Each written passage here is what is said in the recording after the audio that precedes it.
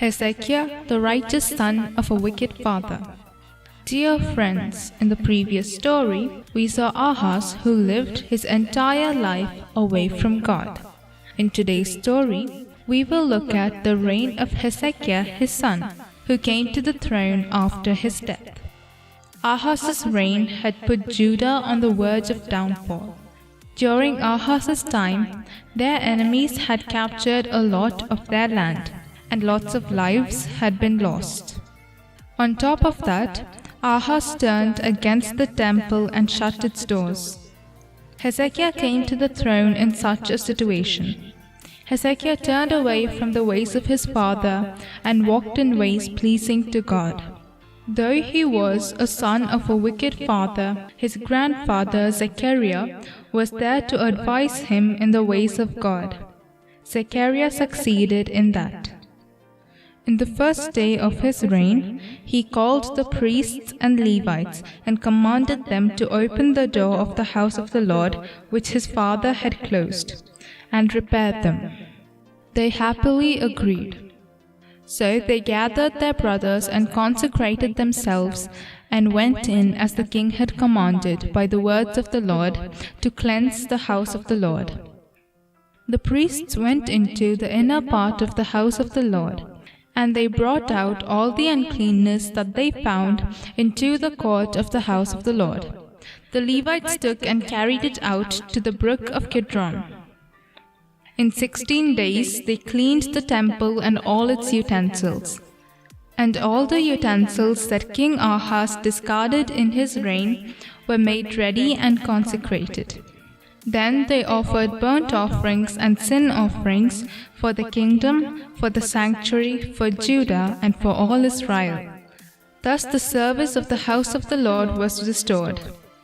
And Hezekiah and all the people rejoiced because God had prepared for the people, for the thing came about suddenly. Hezekiah desired to bring back not only Judah, but all Israel.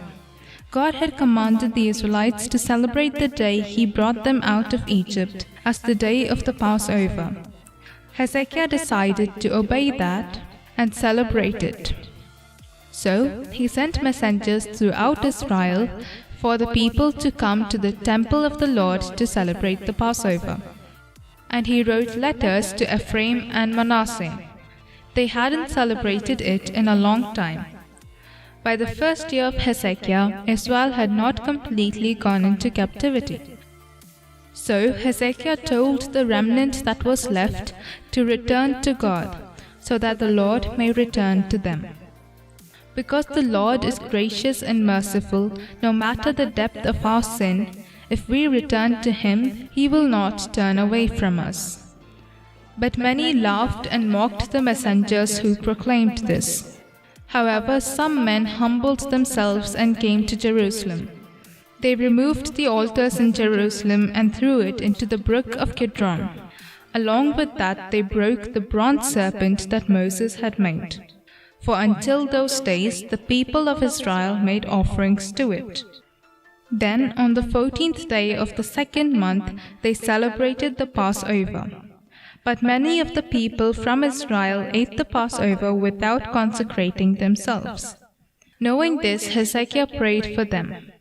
Hezekiah pleaded that God would forgive everyone who set his heart to seek God, even though not according to the sanctuary's rule of cleanness. God heard his prayer and healed the people. Thus, the people of Israel who had gathered in Jerusalem celebrated the feast of unleavened bread 7 days with great gladness.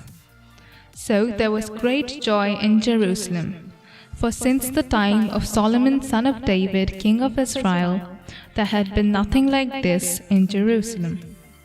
Then the priests and the Levites arose and blessed the people, and their voice was heard, and their prayer came to his holy habitation in heaven. Then all the people of Israel returned to their cities, every man to his possession. Hezekiah did what was good and right and faithful before the Lord. And the Lord was with him. Wherever he went out, he prospered. He rebelled against the king of Assyria and would not serve him. Thus, the first 14 years of Hezekiah's reign was peaceful. In the time of Salmanasar and Sargon, the kings of Assyria, they did not show courage to come against Judah. However, when Sennacherib became king after them, he came out against Judah. On the coming of Sennacherib, who had subdued the nations surrounding him, even Hezekiah was a little shaken. He was ready to bear whatever he imposed on him, so that he withdraws from him. For that Hezekiah gave him all the silver that was found in the house of the Lord, and in the treasuries of the king's house.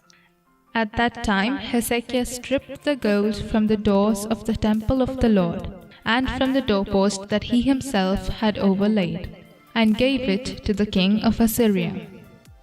Yet he still came out against Jerusalem with a great army. Sennacherib thought that the God of Israel was like the man-made gods of nations surrounding him. He mocked and talked against the Lord, the God of Israel. Because of this, King Hezekiah and Isaiah the prophet prayed and cried to heaven. That night, God sent an angel to the camp of Assyria and killed 185,000 men. This included all the mighty warriors and commanders and officers in the camp of the king of Assyria. So Sennacherib returned with shame to his own land. Then he went to the house of his God to worship.